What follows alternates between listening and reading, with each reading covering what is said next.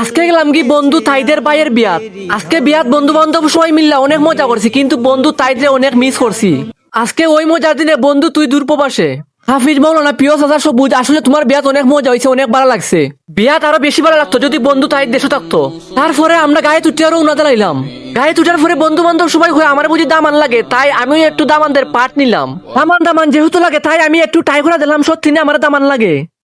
लगा के रखना, डोली सजा के रखना, मेहंदी लगा के रखना, डोली सजा के रखना, लेने तुझे ओ गोरी आएंगे तेरे। তারপরে আমরা সবাই মিলে আইলাম বিয়ার প্যান্ডেল আই আমরা অপেক্ষা করলাম খানির লাগি।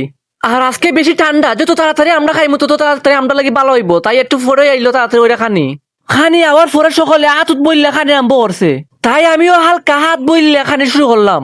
আমরা খাওয়া শেষ পরে আমরা দামান বেটারে তারা খাওয়ানিতে লাগাইলিছন।